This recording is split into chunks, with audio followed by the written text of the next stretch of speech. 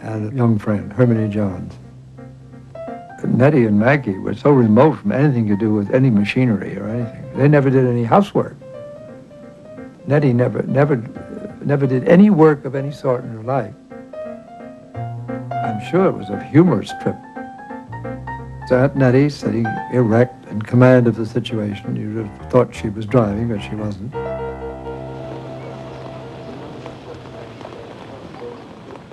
June 9, 1909, New York City. Alice's big day. The start of a long journey west. There was a lot at stake. Not only the reputation of the Maxwell Company, but the safety and the lives of the four women.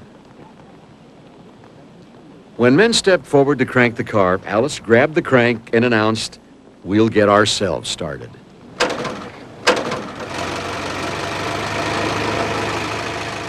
With chains on the back wheels for traction, they clanked up Broadway. Of the four, Alice was the only one who knew how to drive.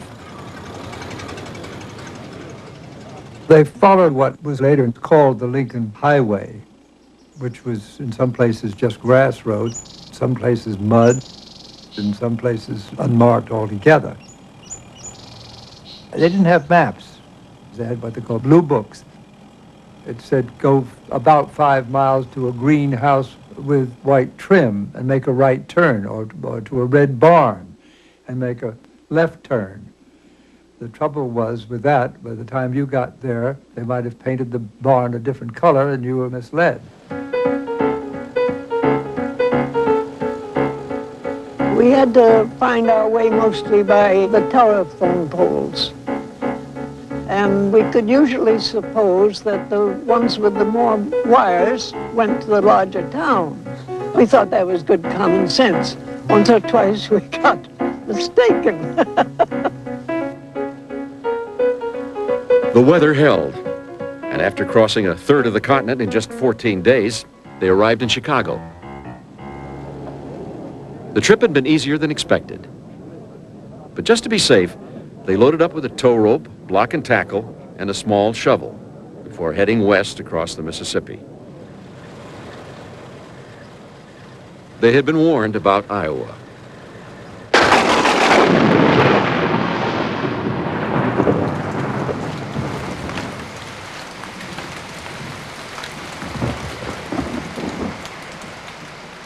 What a basin of mud. 360 miles of gumbo. The black, heavy clay in which horses were known to drown. The whole main street of a town would be flooded. They were in so deep that they couldn't move up to the hubcaps.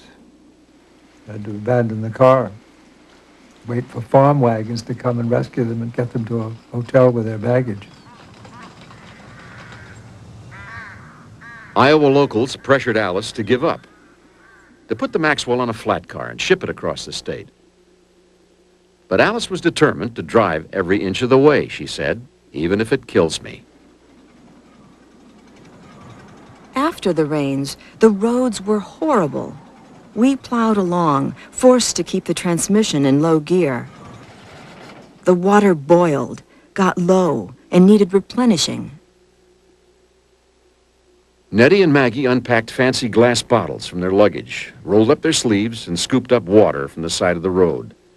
They called it Operation Cut Glass. With no corner gas stations to turn to, when the Maxwell's electrical system began acting up, Alice was on her own. She had trouble with the distributor and apparently fixed it using some chewing gum. Just what she did, I've never been sure, but the car ran at least for a while. That's the kind of ingenuity, though, she had. Following the route of the overland stage, they crossed Nebraska and headed into Wyoming. West of Laramie, more trouble.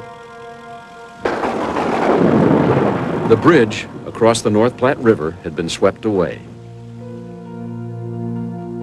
The women had two choices: a major detour that would cost days, or a route that would risk their lives, driving across the railroad trestle at Fort Steele. Alice, true to form, chose the dangerous route. Time was precious. I lived one bump at a time. It was one of those places that you didn't look down. We had to cross the bridge before the next train came barreling through. Safe on the other side, the women were still going strong. But after 34 days on the road, the Maxwell was beginning to show the strain. The tires were blowing out one by one, and there were still 1,200 miles of mountains and desert to go. On a couple of occasions, they had to spend the night on the road because the car broke down and they were too far from towns to walk. They were bothered with wolves a couple of times, trying to get at any food that they might have. The campfire kept the wolves at bay, but in the desert south of the Great Salt Lake, another creature would bring the trip to a crashing halt. A prairie dog had chosen to build his front door right in the wagon tracks where we were traveling. When we hit this yawning hole, the front wheels were spread wide apart and certainly had no intention of working together in harmony again. Alice tied the axle together with a roll of baling wire. It wasn't pretty, but it would have to last until she could get to a blacksmith at a nearby ranch. Between repairs and driving in the desert heat, the women were on the road for 17 hours, heading for the high country that stood between them and California. There was a great unspoken tenseness in this final lap. The Sierra Range confronted us with sudden steepness. As we started to climb the crest, the carburetor was feeling the altitude, but the engine kept on pulling. 59 days after leaving New York, a triumphant Alice Ramsey pulled into San Francisco.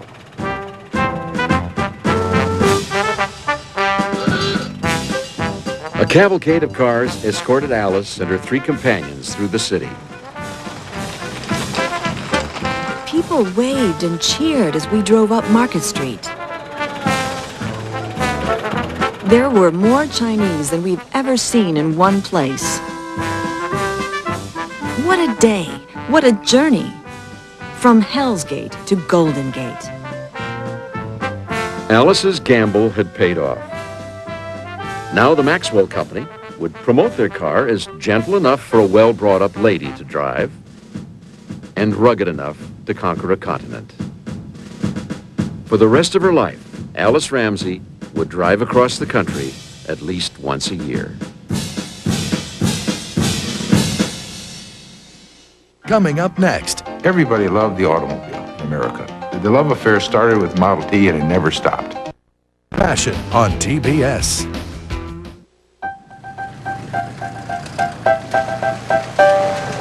The Model T, high, narrow, and downright homely. Part of the American family. A people's car. An automobile for every man. More than any other force on earth, it would transform the American landscape and the way we lived our lives. It put America on wheels. Instead of spending all your life on the farm, you actually got into town and, in fact, traveled around other states. Everybody loved the automobile in America. The love affair started with Model T and it never stopped.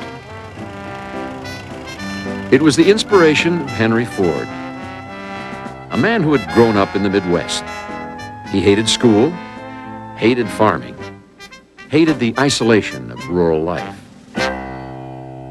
In 1896, he built his first car. A self-taught machinist and engineer, he founded the Ford Motor Company in 1903. He was 40 years old. By 1914, his moving assembly line was producing almost half the cars in America. Soon Ford was making over 1,600 cars a day. The price? Only $490.